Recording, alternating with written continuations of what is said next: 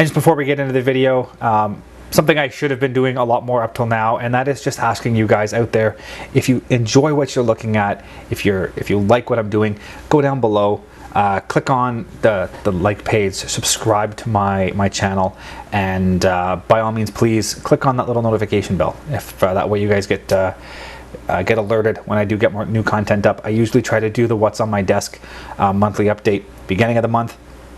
And I usually try to get a video or a series of videos released by the 15th, the middle of the month. So whether that's going to be a tips and tricks video, or an aviation history video, or my time-lapse videos of the previous model builds that I've got done, or an air show video, or some of my new product review videos I'll be doing. So I want to try to get something posted by the middle of the month. So please, if you're enjoying this, subscribe, like, and click that notification bell.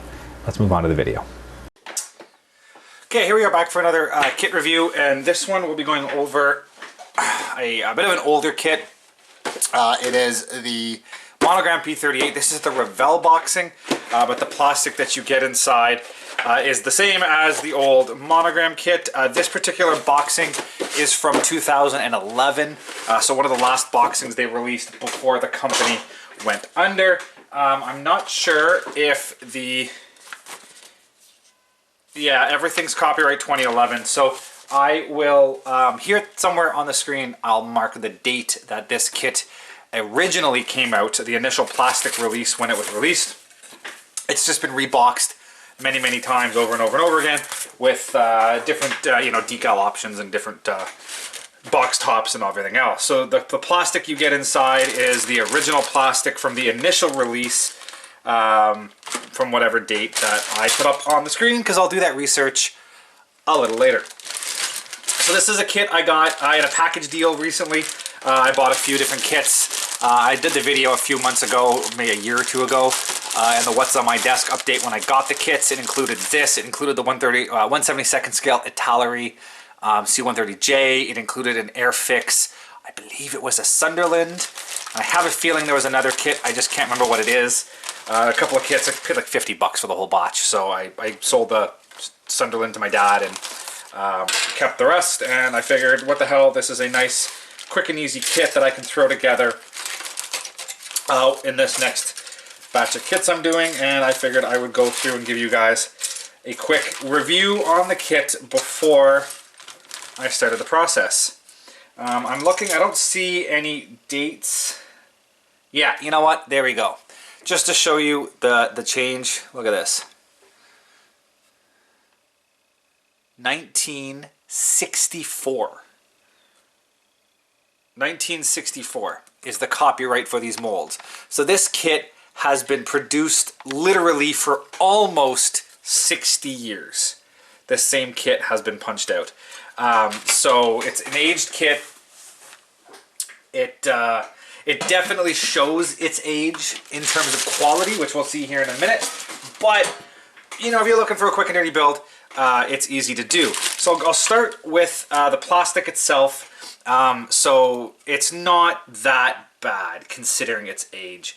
The number one issue, it is full of raised detail. I'll zoom back in again. So, you know what, I'll get this box out of the way.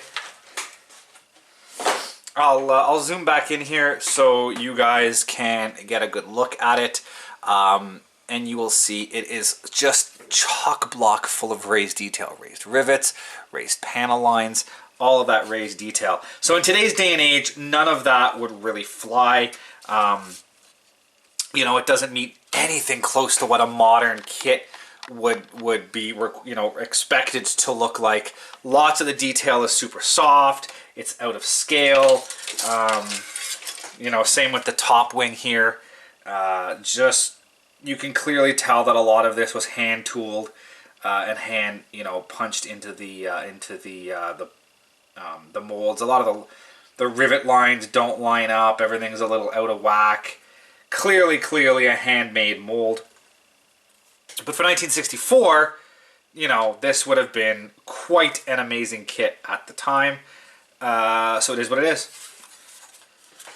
It does have quite a few options in the out of the box, which I will go over and show you here in a second. Again, like look at the detail on this. You know, the booms, just massively oversized rivet details, everything else. Lots and lots of flash. I'll zoom in here on these intake lips for the cowling, and you can just see the amount of flash that is built up. And you know, that's all that little bit of plastic that got squeezed out, and that's just showing the age of the molds. That much plastic would get squeezed out between the two halves. So it's just the molds are showing their age. Parts like this, you know, deformed. It'd be very, very difficult to get that cleaned up looking good. But anyways, as I said, you've got the two upper and lower. Oh, I will get you zoomed out a little bit. Your upper and lower wing halves, including sort of the cockpit nacelle area, come as one on their own separate, basically, sprues. You've got the are they labeled left and right? They are. Your right hand boom and your left hand booms. Your right hand booms also include, as I noticed, I said the nose gear strut, as well as the intakes for the forward cowlings. Your left hand strut comes on a sprue. It includes parts here. I'm assuming these are props. The hinges, I don't know what those hinges are for. I'll go through the instructions later. The steps, your mass balances, your horizontal stabilizer, which is one piece, which slides through the tail. So there, and then your forward cowlings for the front of the nacelles go there.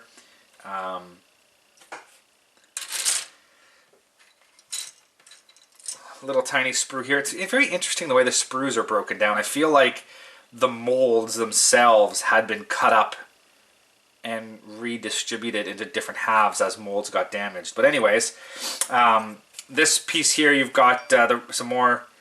What do you got here? I don't even know what those are.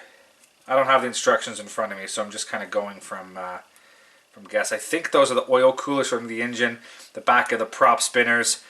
You've got the other intakes for the radiators, the nose gear doors, the pilots, one of the main gears, and one of the propellers, which have the blades molded onto the spinner as one piece.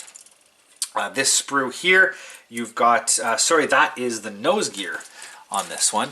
This one has the prop spinner, the other two main gear. Sorry, you know what, I'm going to go back. This is the nose gear and the main gear doors on this one. This one has the prop spinner, the main gear doors, the main landing gear, struts for the main gear, as well as your gun bay doors. And then this sprue has your rockets, your rocket trees, some of the cockpit internal parts, nose gear door, your drop tanks, and the two different noses. And you can clearly see from the cockpit sides, it is a basic kit. That is literally all you get for the detailing in the cockpit. That is it. I mean, I don't even see a seat. There is literally no seat in this kit whatsoever. So it is not anywhere near what you could qualify as a decent kit. But for what you pay for it, it's not that bad. It's a great beginner kit. So that's the extent of the kit. What you're looking at right here is a 1/48 scale. All right, take that back. There's a black sprue over here with some weird rubbery plastic. So there's some more cockpit parts over here. I take that back, including a seat, your wheels, more of the cockpit, the yoke, the fins for the bombs themselves. You got the cockpit floor, some gun bay detail up here, and then the undernose radar and your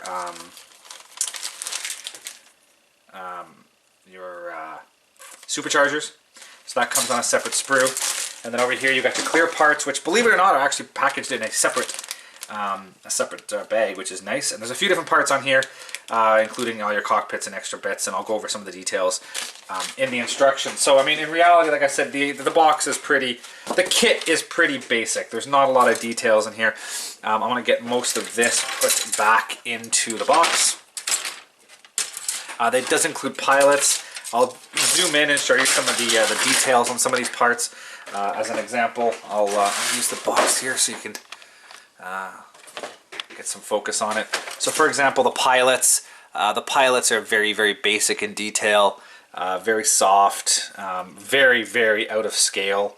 You know, spindly little legs, tiny little bits. So it's I mean, if you were going to put them in there, I mean, you could probably get away with it, but it would take quite a bit of effort to get that up to any type of show quality if you wanted to do it. This whole kit, I mean, you couldn't do much with it other than just a nostalgia build or a begin build for a younger, you know, person getting into it. For me, as I said, it's just a quick and dirty build to keep me going with a bunch of other kits. So coming across here at the cockpit parts, you can see there's a little bit of detail on them. The wheels actually have some decent wheel tread detail, but I'm not sure how it would turn out in a final build. The yoke isn't bad, you know. Machine guns. Over here you've got the cockpit floor with some of the hoses and stuff on it. The superchargers don't look too bad. Some good detail on there. As I said, this is the machine, the forward cannon bay, and then there's also, there we go. There's some of the for the nose gear, the nose cannon bay. There's some pieces here like ammo feeds and whatnot that go in on one of the sides, so that fits in on one of the sides and whatnot. But yeah, so cockpit doesn't have too bad detail. Superchargers are okay.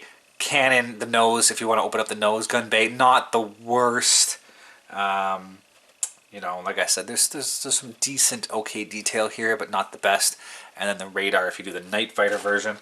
The clear parts, again, you know, they actually don't look that bad. There's not as much flash on here as the other ones, and it probably would go together without too much issue.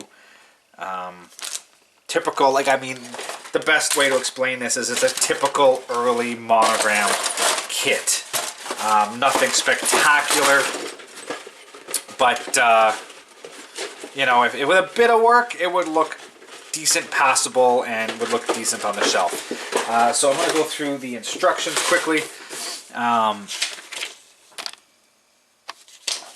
So it's this sort of late Revell booklet style, and it includes a little bit more. There we go.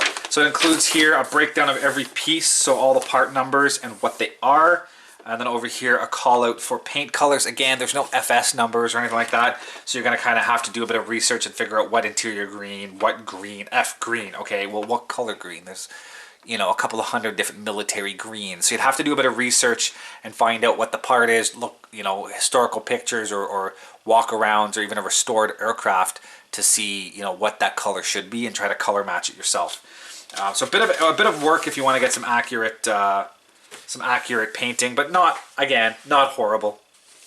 So as in with most aircraft models, you're starting in the cockpit section. So step one, you're assembling the cockpit, painting it up, adding things like the seat and the yoke. Then the sidewalls go into place. All the color callouts are there. Adding the instrument panel. There's a little sort of a switch panel that goes across the front, the back wall.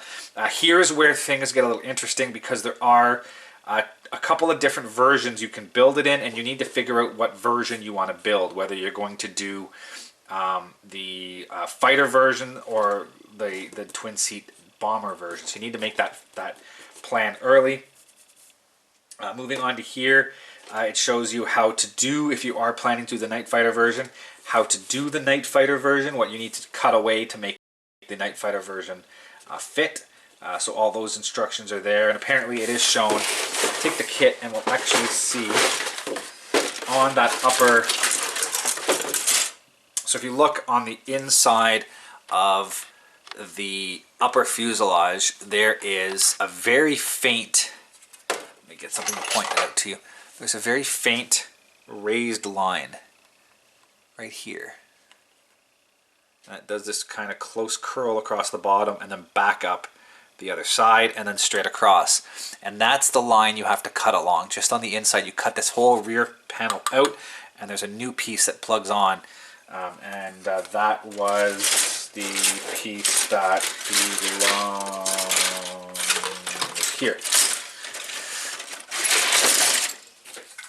So this whole rear deck behind the canopy comes off, and this piece fits on and kind of takes its place, and that's where you have the space for the second person to sit.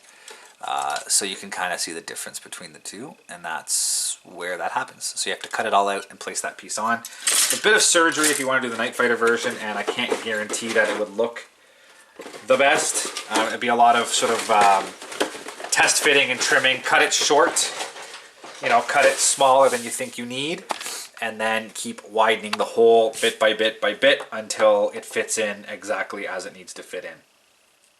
But that's this step here, showing you where to cut, take it out, and then putting in that little turtle deck at the back to make it all fit. So then moving over onto step 2, this is where you're installing sort of the forward bulkhead that goes in behind the instrument panel in front of the pilot. Moving down again, there's a little work here. You have to pay attention. If you want to put the rocket launchers on, you got to cut the holes open for that. Yeah, I'm just looking. It shows you cut a hole here for the nose.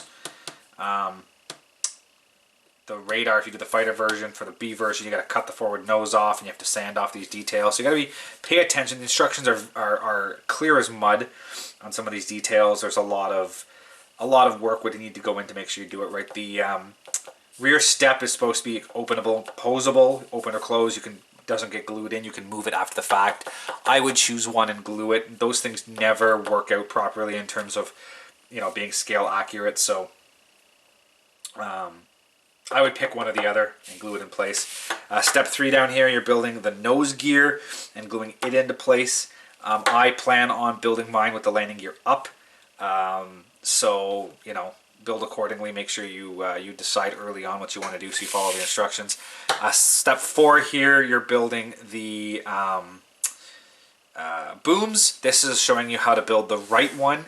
Put all the pieces in place to build the right boom, and then you repeat the process with these part numbers down here for the left boom. So again, just, you know, you pay attention, make sure you follow the right parts numbers and don't get them mixed up, especially when it comes to things like the gear doors. Make sure you keep stuff track left and right, because there's a 19L and a 19R and a 69R, 69L, 70L, 70R. So there's the same numbered pieces, but they're different pieces. So you got to be careful with stuff like that to make sure you don't get them mixed up. Step number 5, you're gluing the tail boom, the landing booms onto the fuselage. And I just noticed again on this boom, there's this is a stick to allow you to, you know, it's a tail stand to hold it up, so you can decide whether you want to take that off or not. If I'm going to be building this with the wheels up on a stand, I'm going to cut that off, sand it down to make it a little more realistic. But it just shows you, you know, the age of the kit, that they mold on a tail stand to hold it up. You got to be careful here also. There's an antenna on the nose, but it's only for 2 different versions. Doesn't fit on the A version. Here you assemble the forward engine cowling section, and again there's parted, like, have, you know, 49R, 49L, 51L, 51R, so they're sided, so just make sure you match the proper sides and the proper parts, and then you glue on that forward section. Moving over here to step 6, you're installing the horizontal stabilizer. Mounting it, it just slides through the open, the mass weights get put on, the pitot tubes, and the landing light gets put on. And then here's the cockpit section. So you got the forward cockpit section, and then here is, depending on the version you do, whether you use the fighter version or the night fighter version, and then you assemble the cowling. It's supposed to be designed that you do not glue them, and that the cockpit can open or close. Again, depending on how you want to build it, as if I'm going to build it all just glued in one shape so it's not movable. You get a better finish if you don't use those moving parts. So moving down here, again, whether you do the night fighter version or the day fighter version, depending on, it tells you which part to use, and then your side windows get installed. These were rolling windows. They rolled up and down like a car, up and down the side, so you could technically cut them and only mount partial if you want to do the cockpit open. So that's an option. Look at your references if you want to do something like that. Make sure you get it right. But like I said, I want to glue it all closed. I might just put the pilots in here, just paint them up and fill the cockpit space with pilots. Step 8 If you do the fighter version, here's how you put the fighter nose together, all the guns, the ammo chutes, how they glue in place, the nose cone fits on, the gun shrouds fit on. So that is the bomber version. For both the fighter version and the night fighter version, these forward cowlings go together. Again, they're designed to be built where they can be opened or closed. Opposable, not a good idea. It's always better to glue them one way or the other. Anytime you leave something as posable, it always does not look accurate. If you do the droop snout version, you're supposed to cut the spaces out on the inside of these nose doors and insert the clear windows, and then the droop snout, the clear bomber nose droop snout, gets installed. You're supposed to cut the legs off the one guy to put him in there, which I just think looks stupid because you're going to see in the nose and see the guy has no legs. So, yeah, I mean, it depends on how you want to build it. If I was going to be doing the bomber version, I would not be putting the guy in the nose. Personally, I think it would just look really bad. For the Night Fighter version, it gives you the radar that go into the nose. As I said, I'm going to glue my nose all together. So you're not going to be able to open up and see the inside of the gun bays, and I have to make sure you have the shrouds and all that stuff. And then you have the choice of bombs, drop tanks, or the rockets. I'm probably going to put drop tanks on mine with no rockets, just to make things a little bit easy. And then you've got the painting guides. So you've got Scheme A, which is the Night Fighter version.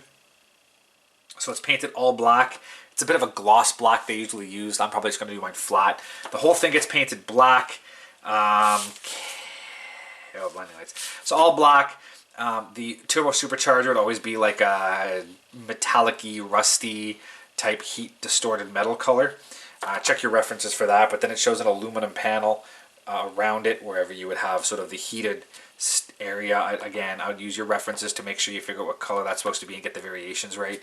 I'll probably use Alclad for that, which is really good because I can paint everything, you know, gloss black. And then, you know, it's already going to be black, so I could basically just mask off, give it a quick shot of gloss black, quick shot of Alclad, quick shot of sealer, and then pull the masking, and it should look fine. But again, you know, check your references, make sure you got it figured out. And then all your different decals. It's all red stencils over the black. Scheme B is it's actually backwards for some reason. Scheme B is down here, and it's the droop snout. Bombardier is the name of the aircraft. So it has a bomber style nose, and it was used, especially in the Italian campaign. The P-38 got used for a lot of bombing missions. So this way you'd have the lead P-38 would have the clear droop snout, and the bombardier would actually be able to use a Norden bomb sight, and all the other P-38s in the formation would drop their bombs when they dropped their bombs.